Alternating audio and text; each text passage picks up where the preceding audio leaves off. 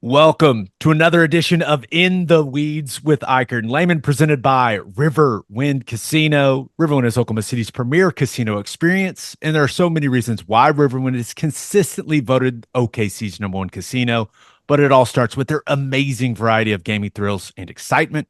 Riverwind's beautiful award-winning environment plays host to more than 2,800 of the latest electronic games with a huge selection of table games, including blackjack match roulette, and Teddy's favorite, craps.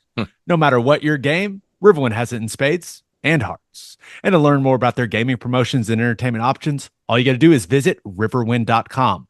Riverwind Casino, good times, great rewards. Stanford Steve is in the house for In the Weeds, baby. Let's go. What's up, man? I just love coming in off a casino read. That just fits me. Isn't it perfect for you? It is. Very good. Speaking of that, before we dive into the OU Tennessee matchup and what you've seen on tape from both teams, second year on College GameDay, is it like being in an offensive system for the second year? You're just way more comfortable. You know where everything is. Like, how much different does it feel than last year when everything was a first for you? Yeah, no, it's been a lot. It's been a whirlwind for sure. On top of game day last year, Scott started doing Monday nights, so it's like right from game day to Monday Night Football, which has been a longer weekend than I was expecting, but as fun as you possibly have. And then this year, the idea of bringing in Nick Saban has just been incredible. It's like we had a playoff team, and now we got the best player and coach to add to our roster and free agency. The conversations we've been able to have, our meetings, how thorough and deep he thinks, and how smart his things was, and how he coaches, or he coached every single aspect. Like last week, we're talking about South Carolina. Hey, what are we going to do with Shane Beamer on this? And we're watching the tape, and he's like, wow, they do what we used to do. And I'm like, what's that? He's like, defensive turnover, run to the numbers. Run to the numbers, defense knows you run to the numbers, and now you know guys are coming from the inside, knock them out. Guys, if they're trying to come on the outside, well, I'm like, you taught your defense where to run after an interception. Well, that one year they had like 12 defensive touchdowns. Correct, and that's what he talked about. He's like, remember the year we had, I think it was with Minka and those guys, and I'm like, man, just every single aspect. We're having a conversation about playing two quarterbacks, I believe, this week on the show, and what he did and how he told every person involved what the plan was. No, saying if they don't know, then you're just screwing with confidence and everything, and that's what you can't have, because there's already a split decision on any individual who thinks the quarterback should be. This way, they know what the expectation is, and it's just every aspect he has is covered, and it's been so awesome to have him. I feel so much smarter in the 3 weeks that we've been able to work together, and it's just, I mean, he's brought everybody's level of expectation and accountability, because he's coming in as prepared as anybody, and it's been great with the camera people that, or I should say the production people that do his tapes, to the people he's on the desk with. And it's been as much, couldn't believe how much more fun this first month has been. And I can't wait for the rest of it to go. And we finally got a big one. We got it prime time. We got an SEC, home game that you guys have had circled in Norman since the announcement, I think, was made. So we can't wait. Jazzed up, had it circled, wanted everything to work out, and we're headed, man. We're coming. Yeah, it's going to be wild. It's going to be a big one. I expect the atmosphere to be insane. On the field, what have you seen? Let's start with Tennessee. What have you seen from Tennessee so far that you really like? The wow factor of the defense. We know Heupel in that offense. I'm sure we'll get into it. Will wow you, and how he spreads you. I mean, to sideline to sideline, and knowing, that's the one thing in this offense, and you guys see it too. Oklahoma is the idea of a quick game or creating matchups But the idea of a quick screen now is from opposite hash to outside the numbers like that. And then, you're basing off one-on-one block and then a guy making a guy miss. And it's a lot of it because then you get your matchup. All right, are we going to pick on this guy or did he step up and make it? All right, what do we have off of that? So all the accountability for the quarterback in both of these in this matchup of both sides, I think there's a lot there. But Tennessee, the idea of what they could do with minimal guys. I mean, 55 gets after you up front in the middle. 27 Pierce is a game wrecker. But what I do watch is how much their secondary likes to peak in the backfield. And I thought NC State, I mean, that's a 10-3 game with a little under 4 minutes, and they're going in. And there's an overthrow on a little slip screen, and Tennessee takes it back to the house, and that whole game flips. NC State was not as crisp, I think, as they want to be, but they did do some nice things where they played off play action, where they had blockers, acting and running up the seam and running up the hash in between those coverage areas where you get your corner on the outside guy and your safety's peeking in the backfield. So I think Tennessee's defense is gettable on the back end. Now you got to be able to protect. You guys know, I'm sure we'll talk about it, who's going to be back for Oklahoma's O-line.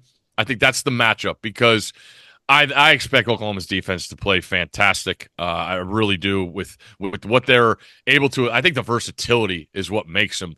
The speed we know they have.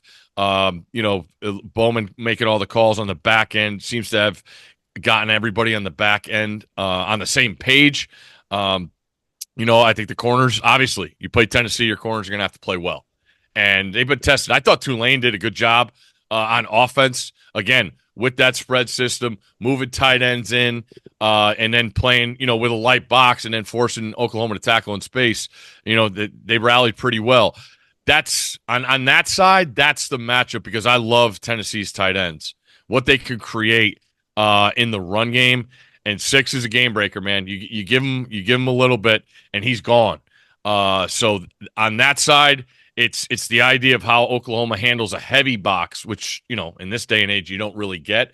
And on the other side, can Oklahoma take advantage of Tennessee's corners because they are risky. They like to jump stuff, and I think there'll be a lot on Oklahoma on Jackson's plate, which we know he's taken another step. But I thought Oklahoma's all-line play. I mean, Tulane moved that front. It felt like every single snap to know, that they don't have the size. And I thought Oklahoma has taken steps to get better on the offensive line. Now you got to play really well. You can't come into this game. You guys know this. You can't come into this game and expect to win and not play well. You have to play well with what's at stake here, the stage you have, the opportunity you have to make a splash in what you guys have wanted, again, since you knew you were coming in this league. So that's my expectation. And again, I expect Oklahoma's defense to carry them in the early parts of this game against that Tennessee offense. With that in mind, Nico Iamaleava he's been really good. Yeah. Now, I don't think he's faced a defense anywhere near the caliber of Oklahoma's defense that he's going to see on Saturday night. But with what you've watched on tape, is it possible that he makes a couple critical mistakes in this game with the football? I thought he was careless a little bit early on against NC State, threw a pick. Then I noticed they started running some I call it quarterback follow, where, they lull you to sleep with that ride to side. He's looking as non-athletic as possible. He stands straight up, puts the ball down, but then they started, I think it just get his feet on the ground and get him warmed up. It's his first true road start. When you look at that and how good he's been, this is an environment we haven't seen him in. He's got all the goods. I think he's got a lot stronger from that bowl game last year, which has stood out to me. But it's funny in this matchup, people have asked, what do you think? And I said, the thing that stands out to me is accuracy, how accurate he is. And I talked about how wide those receivers are, and they still run those deep digs. And I love how they use the middle of the field. I think it's a thing that's lost in offenses now. And you see that with quarterbacks' confidence where they won't take a chance over the middle of the field. But the accuracy, throwing the football, and not anything else, just the accuracy, I go back to the last kid this young where I saw that accuracy, and that's Sam Bradford. That's the guy that I see with throws and every kind of throw, but the accuracy of a deep over, throwing him so where he is, he's still catching it. It's not behind him, and he's able, because that's what it is. You have to tackle both sides in this game because of the way you're spread and the matchups. Each guy wants to put you on. The guy that's guarding, if he's not going to make the play on the ball, he's got to tackle. But with Iamaleava, the accuracy is what stands out. And again, I go back to Sam and how blown away I was at where he put the ball for such a young kid. And that's crazy, the analogy that I have, but it's kind of funny knowing the matchup here between the two teams. Well, on the flip side, when Jackson Arnold is out there, what have you seen from him?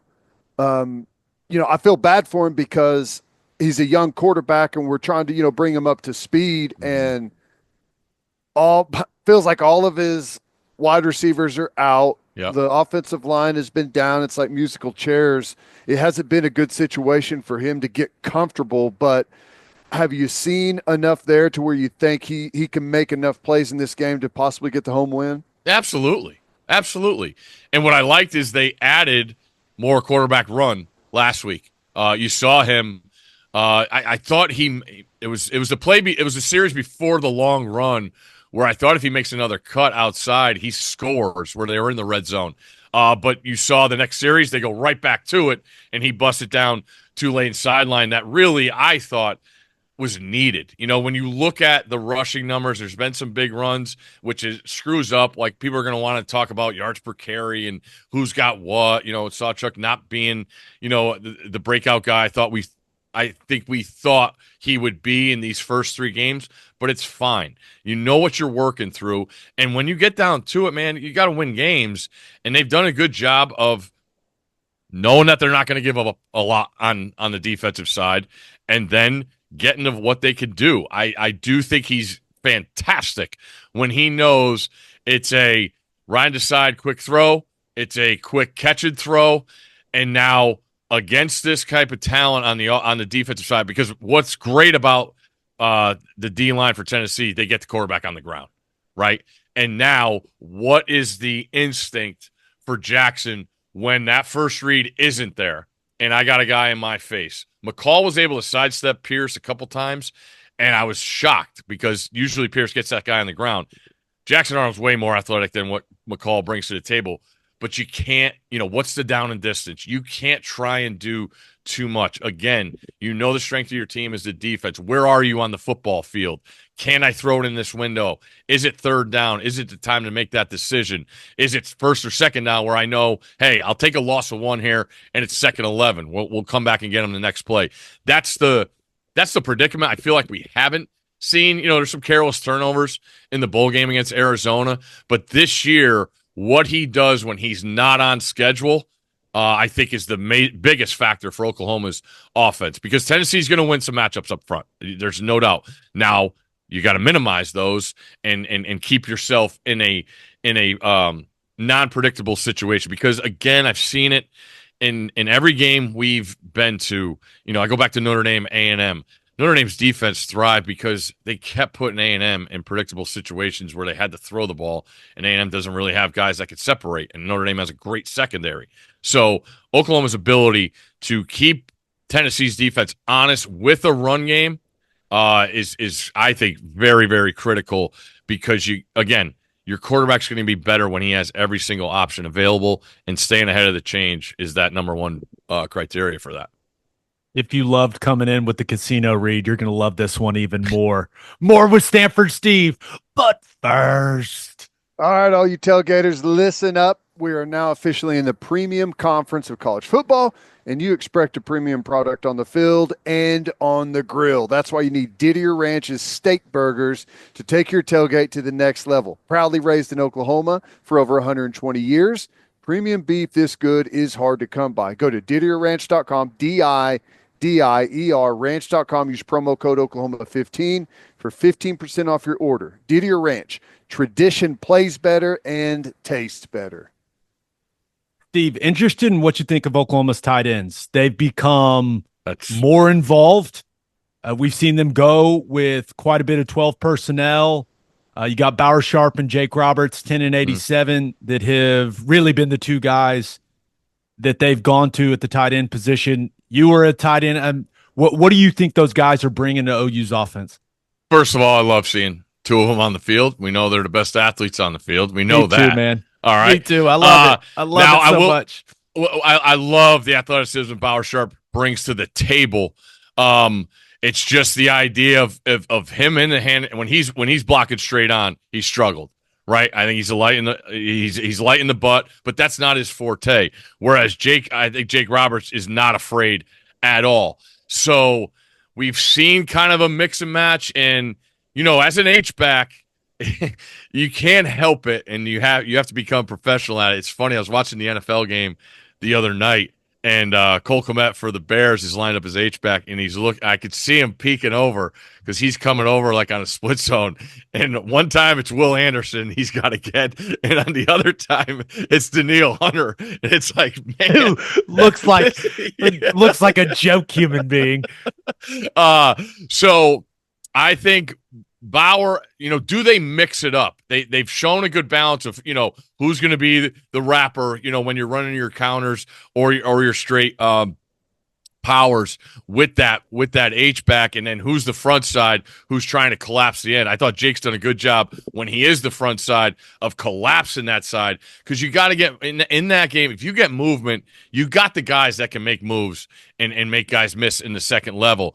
But I think Tennessee has a bigger advantage in that idea of the tight end run game, where they can get movement on the edge, which again is a dangerous thing, because once you do that, you immediately create space, right? And what's the hardest thing to do now with the speed that has evolved, especially in this game, is tackle in space. So they got to be better, but I like the idea of how they've mix match who's been lining up down, and I think they're both assets in the throw game.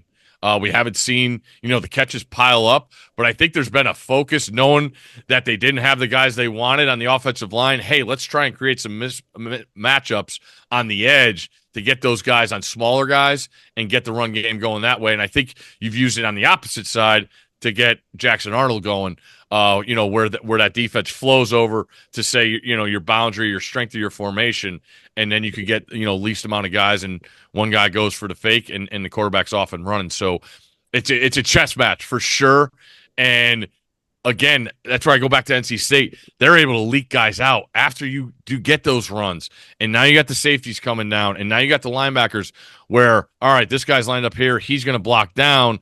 They're going to give it here, and then boom, he slips right behind you, and you get, a big play in the pass game. So the chess match and the idea of guys keep peeking in the backfield. I mean, there's a play for Tennessee, it gets called back, but I was blown away down in the red zone. Safety comes all the way down because, again, Nico just riding to side, lulls you to sleep, and the safety never even saw the tight end. So it's a factor on both sides. Oklahoma's tight ends got to play better than what they've shown so far, for sure. Well, through non-conference, it works out. Like, neither of these teams have had a spotlight game, so Oklahoma fans have watched Oklahoma. Tennessee fans have watched Tennessee. Not anyone else around the country really has had any reason to be interested in any of their other games. You got a spotlight game, big time, primetime matchup. Who do you think the country's going to be talking about? What player? It feels like in a game like this, there's always someone that shows up, does some things that gets everyone across the country talking. I think Burks for Oklahoma has the stage for this. You guys have been around him. He made the splash in the spring game, and now it's like, fan bases. Spring games are tough, man. It's you don't know who they're going against.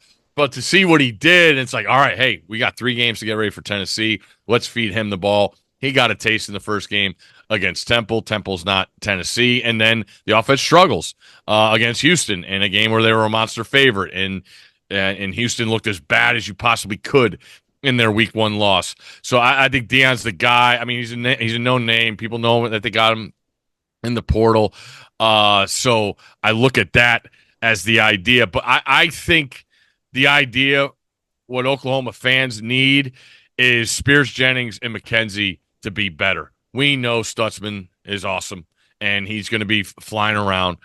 We know Billy's going to be flying around in the secondary. But I look at 11-3 for Oklahoma's defense. Roberts I got caught peeking a couple times, late to the football and the touchdown in the end zone. He's kind of in la-la land when the quarterback rolls out. Spears Jennings, I think, Tulane comes out in a trip set last week, and then they create a quads concept with the running back running right out, and the outside guy gets to run. There's a communication error there. You can't do that, and it's probably something they saw for the first time. And again, that's a good job by Tulane on offense. We can't have guys running free with Tennessee in the secondary. So I think the idea is Spears Jennings on the back end of getting guys on the same page. If those corners are going to be on the island, and we used to call it in the middle of the second and mix it. Or how are we going to mix this? With number 2 and number 3 in the trips. And hey, we also got this running back too that could be a factor. So I think it's been a buildup of that. And like I said, Tennessee's always going to have the wrinkles. It's kind of scary too with how much they love to run counter. And now you got guys running across the formation. And I'm trying to think who the hell I was watching, but it was a slot back that ran, off a counter, runs a wide route on the opposite side of the field. And it's like, that safety's supposed to think that guy over there is going to be in my area, and it happened so fast. So again, the communication on those two levels, I think are free. And the two names and numbers are Robert Spears Jennings, number 3, and Kobe McKenzie, number 11. Those guys have to be better than what I've seen so far, and I expect them to be. Like I said, you got everything you want. You're going to have crowd noise. You're going to have your ability to disguise things, but when that snap comes, you got to be where you're supposed to be and be on the same page with your guys around you. Tennessee is a 7-point favorite. Uh-huh. Where are you leaning? How are you feeling about that?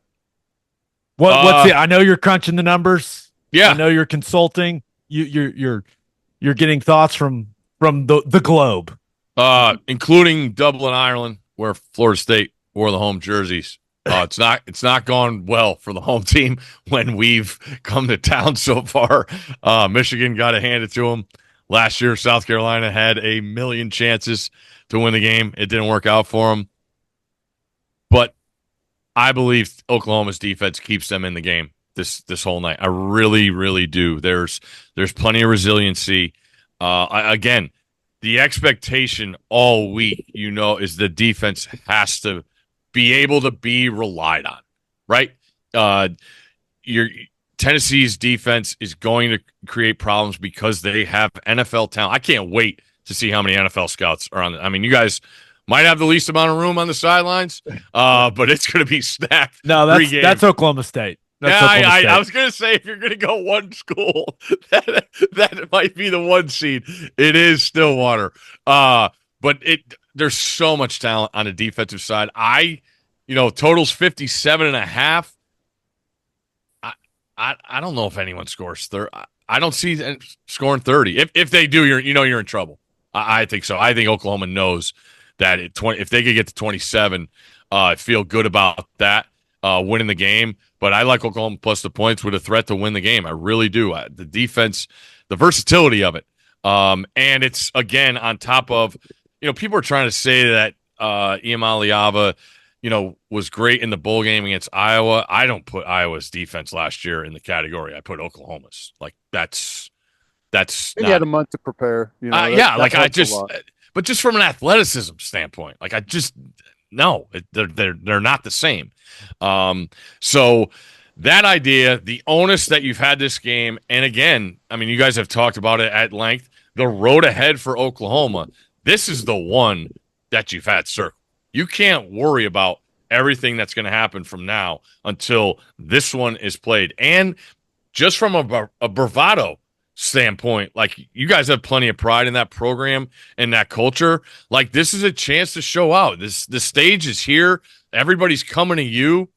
Go out and show out. And it's amazing, the performances. Teddy, you asked for the player. It's going to be somebody that we don't mention. No doubt about it, because the tempo this game is played at. The guys that haven't really played a lot, that are going to be asked to come in situations, whether a guy goes down or he's just freaking out of breath and needs a snap. It's going to probably be on a third down because you're giving your all on first and second down.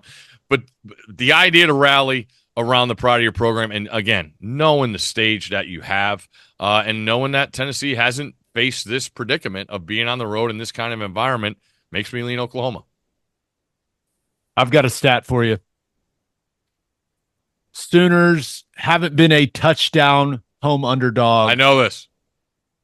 Since November 21st, 1998, and a ranked Oklahoma team hasn't been a home dog of more than 4 points since 1978, Steve.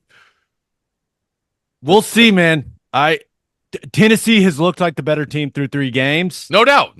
But I expect the crowd to be as good as we've seen in Norman in a long, long time. And they need that. They need a true home field advantage to kind of balance some things out in this football game.